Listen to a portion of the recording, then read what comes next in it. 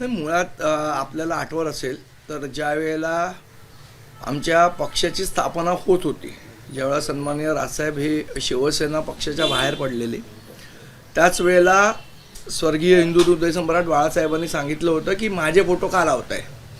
त्याच वेळेला माननीय राजसाहेबांनी सगळ्यांना सांगितलं होतं की बाळासाहेबांची जर इच्छा नाही आहे तर आपण त्यांचे फोटो लावूया नको, आणि ते धोरण आम्ही आत्तापर्यंत पाळलेलं आहे. त्यामुळे बाळासाहेबांची इच्छा नाही म्हणून आम्ही ते फोटो कधी लावले नाहीत, आम्ही लावत नाही, आमच्या पक्षाचं ते धोरण नाही. पण उद्धव साहेब ठाकरे काल असं म्हणाले की आता सगळ्यांना गरज आहे बाळासाहेबांची वगैरे. तर माझा उद्धव ठाकरेंना प्रश्न आहे, ज्या वेळेला 1000 कोटीचा महापौर बंगला तुम्ही घशात घातला सन्माननीय हिंदू हृदय सम्राट माननीय स्वर्गीय बाळासाहेबांच्या नावाने, त्यावेळेला बाळासाहेब तुमचेच कसे राहतात? तुमचेच वडील राहत नाहीत ना. जर तुमचेच वडील होते आणि तेवढ्याच पुरतं बाळासाहेबांना मर्यादित ठेवायचं आहे तर तुमच्या प्रायव्हेट प्रॉपर्टीवर स्मारक बनवायला पाहिजे होतं. जेव्हा तुम्ही पब्लिक प्रॉपर्टी घेतली 1000 कोटीची स्वतःच्या घशात घालण्यासाठी, त्यावेळेला बाळासाहेब हे देशाचे होते, हे देशाचे आहेत. आणि मग जेव्हा देशाचे आहेत तर तो शिंदेंनी वापरला काय किंवा अजून कोणी वापरला काय, तुम्ही त्याला ऑब्जेक्शन नाही घेऊ शकत ना. जेव्हा तुम्ही पब्लिक प्रॉपर्टी घशात घातली बाळासाहेबांच्या नावाने, त्यावेळेला बाळासाहेब हे देशाचे झाले.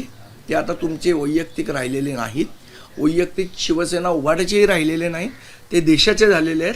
हे पण त्यांनी लक्षात ठेवावं. म्हणजे प्रॉपर्टी घशात घालताना बाळासाहेब देशाचे आणि एरवी फक्त माझेच वडील, असं दुटप्पी धोरण होऊ शकत नाही, हेही त्यांनी लक्षात घेतलं पाहिजे. पण हे पण मी क्लिअर करतो, त्या कार्यकर्त्यांनी जो फोटो लावला त्याचं काही आम्ही समर्थन करत नाही, पक्षाची पॉलिसी नाही.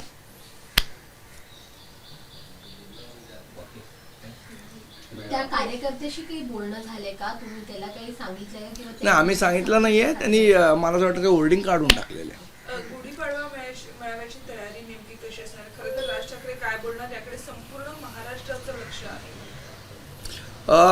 अतिशय जोरात तयारी चाललेली आहे. गेल्या 3-4 दिवसापासून आमचे सातत्याने अख्ख्या मुंबईवर मेळावे होत आहेत, ठाण्यात मेळावे होत आहेत, बाकी ठिकाणी महाराष्ट्रात सगळीकडे मेळावे होत आहेत. आणि उत्साहाने सर्व महाराष्ट्र सैनिक हे मेळाव्यासाठी गुढीपाडव्याला शिवतीर्थावर जमतील. लाखोंच्या गर्दीत सन्माननीय राजसाहेबांचं मार्गदर्शन होईल आणि निश्चितपणे साहेबांचं गुढीपाडव्याचं भाषण असतं ते महाराष्ट्राची दिशा बदलणारं भाषण असतं, महाराष्ट्राला नवीन दिशा देणारं भाषण असतं. आणि महाराष्ट्र सैनिकांनी पुढे काय करायचं आहे वर्षभरात त्याचं मार्गदर्शन करणारं भाषण असतं. नवीन रचना अंमलात आलेली आहे, तुम्ही सहअध्यक्ष झालेला आहात. आगामी स्थानिक स्वराज्य संस्था निवडणुका किंवा महानगरपालिका निवडणुका या डोळ्यासमोर ठेवून एकंदरीतच रोडमॅप राजसाहेबांच्या भाषणात असेल कसं वाटतं? नाही, आता सन्मान्य साहेब काय बोलणार आहे मला माहीत नाही, पण एक नक्की सांगतो की येणारी महानगरपालिका हे आमचं लक्ष तर आहेच. मुळात विषय असा आहे की सध्या सगळ्या विषयांवर लोकांना भरकटवलं जातं आहे, मूळ विषय बाजूला राहतात. आज रस्त्यांचा विषय असेल, महानगरपालिकेचा नालेसफाईचा विषय असेल, पर्यावरण ज्या पद्धतीने खराब होत आहे तो विषय असेल, मला असं वाटतं हे जे मूळ प्रश्न आहेत लोकांचे, ज्याला आपण खऱ्या समस्या म्हणतो, त्याच्यावरनं लक्ष विचलित करून नाही त्या गोष्टींवर लक्ष डायव्हर्ट करायचं अशा पद्धतीचं राजकारण चाललेलं आहे. आम्ही निश्चितपणे लोकांचं लक्ष हे खऱ्या प्रश्नांवर वेधणार आहोत आणि येणाऱ्या आगामी काळात ते आपल्याला दिसेल. अनेक रस्ते हे काँक्रिटीकरणासाठी खोदण्यात आलेले आहेत. साधारणपणे 719 किलोमीटरचे रस्ते हे खोदण्यात आले. त्यामध्ये अतिशय चांगल्या दर्जाचे रस्ते बनवण्यासाठी जे उत्तम कंडिशन मधले रस्ते तेही पूर्णपणे खोदण्यात आले आणि त्याला 31 मेची डेडलाईन दिली, 70 दिवसांचं टार्गेट. महापालिकेचे रस्ते घोटाळा हा काय आजचा विषय नाही, हा गेल्या 25 वर्षात सातत्याने पुढे येणारा विषय आहे. त्यावेळेला काही 6 मारवाडी कॉन्ट्रॅक्टर होते, त्यांनाच कॉन्ट्रॅक्ट दिलं जातं. आता 5 वेगळे कॉन्ट्रॅक्टर आहेत, त्यांनाच कॉन्ट्रॅक्ट दिलं जातं.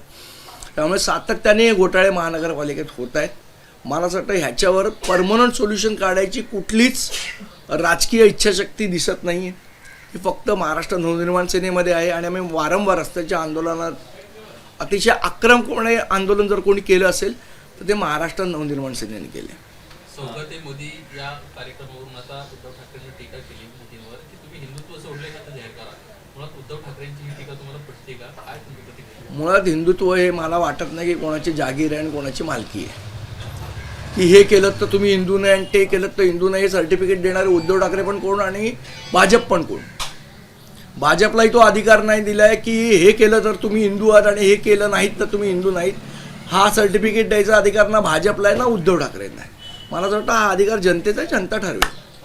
संसदेमध्ये स्थलांतरण विधेयकाला लोकसभेची मंजुरी मिळालेली आहे. अमित शहांचा घुसखोरांना इशारा आहे की भारत म्हणजे धर्मशाळा नव्हे. रोहिंग्या किंवा बांगलादेशी किंवा पाकिस्तानी आपल्या देशामध्ये अवैध पद्धतीनं घुसखोरी करतात, त्या अनुषंगानं काय करते? मला असं वाटतं ही महाराष्ट्र नवनिर्माण सेनेच्या भूमिकेचाच विजय आहे. सर्वप्रथम पाकिस्तानी कलाकारांना त्यांच्या पार्श्वभावावर लाथा मारून हाकलवण्याचं काम जर कोणी केलं असेल तर ते महाराष्ट्र नवनिर्माण सेनेने केलं आहे. आता सगळ्यांना जाग आली आहे त्या भूमिकेविषयी, त्याबद्दल त्यांचं अभिनंदन. विधानसभा अधिवेशनामध्ये पाणी टंचाईवरून मोठ्या प्रमाणात टीका झाली असं सरकारवर पाहायला मिळालं. मंत्रालयात जिथून राज्याचा कारभार चालतो त्या मंत्रालयात मागच्या 3 ते 4 दिवसांपासून पाणी नाहीये. पाणी टंचाई नाहीये, मुख्यमंत्र्यांच्या दालनात सुद्धा पाणी नाहीये. लोकांना आणि गृह कर्मचाऱ्यांना प्रचंड त्रास सहन करावा लागतो या सगळ्या विषयावर. गंगेचं पाणी आणून द्यावं लागेल त्यांना. कुणाल कामराविषयी त्याला 2 वेळा नोटीस बजावलेली आहे. अद्यापही त्याचे जे पोस्ट आहे, नवनवीन पोस्ट, मला असं वाटतं ना, आपण तुम्ही प्रश्न विचारलाय ठीक आहे, पण मूळ प्रश्न लोकांचे आहेत त्याच्यावर आम्हाला बोलणं जास्ती आवडेल.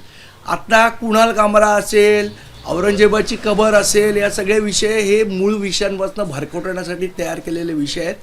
आम्ही जे बोलू ते लोकांच्या खऱ्या प्रश्नांवर, वाघ्या पुत्र ही आमची भूमिका आहे. तोही त्यातलाच भाग आहे. एबीपी माझा, उघडा डोळे बघा नीट.